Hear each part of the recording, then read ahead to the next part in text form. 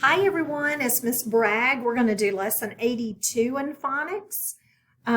First of all, I want you to repeat after me the words that are in the blue bubble. You ready? First word, cupful, hopeful. Let's try it again. Cupful, hopeful. All right. So each of these words contain a suffix. Who can name that suffix? You know what it is? Well, it is F-U-L. F-U-L. Do you know what that means? What does F-U-L mean when you put it at the end of a word? Because suffix means to add to the end of a word. So it means full of, as in hopeful means full of hope. It can also mean quantity that fills, like cupful means kind of a full cup. The cup is pretty full. Let's look at the next bubble and repeat after me. Here we go. Thickness, redness. One more time. Thickness, thickness, redness. Okay? What is the suffix in these words? N-E-S-S. Do you know what N-E-S-S means when it's added to the end of a word? That can mean that it is the state of something, not a state like the United States, quality or degree of. So thickness could be how thick something is. And redness could be how red something is. Do you know how to code suffixes? We put a box around them, so let's do that quickly. All right, I won't get black. All right, so we're going, whoopsie, Miss Bragg, hold on. All right, we're going to box in our suffixes. Whoop, didn't do it right there. Goodness gracious, hold on. Let's try that again. Okay. So once we box in a suffix, what is left? Do you know that? What would be left? That's called our root word, isn't it? So let's look at what our root words are. Okay, we have cup, hope, thick, red. So let's finish coding these, and then we're going to jump right to our worksheet. Kind of a quick lesson today.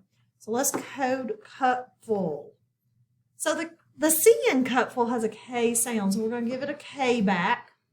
Has a short U sound, so we'll do a breathe and accent the first part. And remember that you have already boxed in the suffix. Next, hopeful. We have a long O, a quiet E, and we accent the first syllable. Thickness, thickness. Okay. So we have TH that we need to underline for our digraph. We're going to underline CK. We do not hear the C because it has a K sound there. So we're going to do a short breathe and accent the first syllable. Redness, short E, accent the first syllable.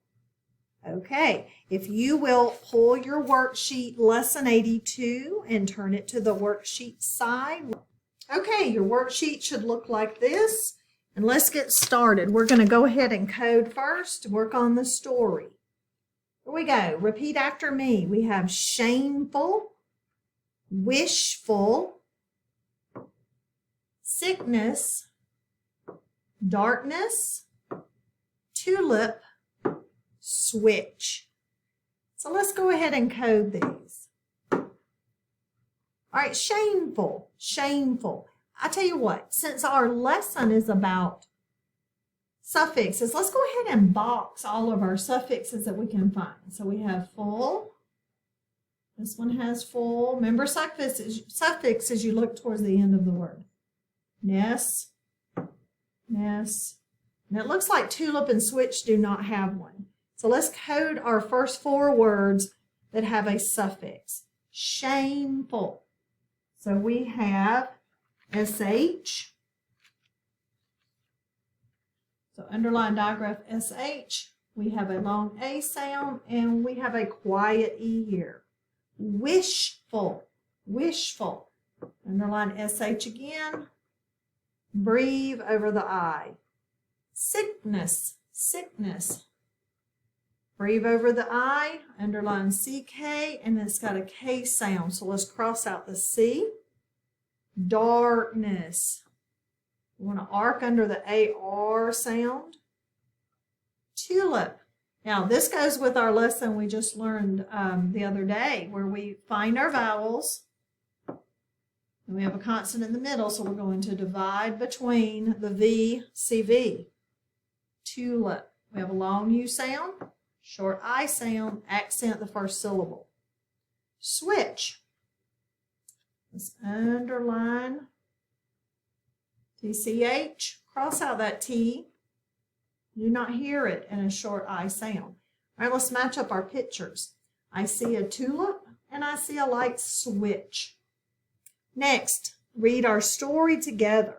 You are always welcome to pause the video and read it to yourself first before I read it to help practice. Mitch told Jim, his little boy, to pick up his toys after dinner. Jim forgot and went to bed without picking up any toys. At 12 o'clock, Mitch got up to check on a noise that woke him. In the darkness, Mitch slipped on Jim's toys and fell on the couch. Uh-oh. Question number 7. When did Mitch get up? So we're asking for a when. So we're going to look at a time. It could be a time, a number, numerical time, a word number. Looks like 12 o'clock. It says he got up.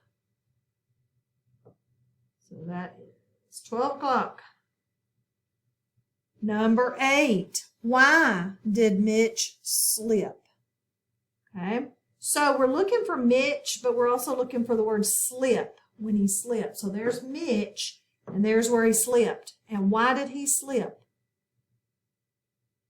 Remember? Okay. So we could put, there's different ways you can answer this. There were toys on the floor.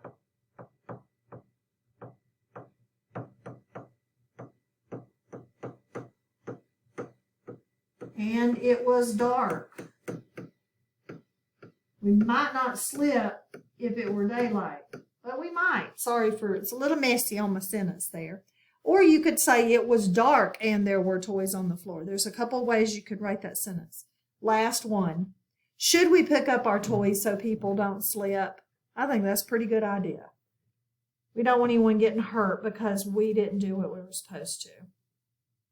Okay, yes is it. All right, guys, if you will turn it over and do the back. Have a great day.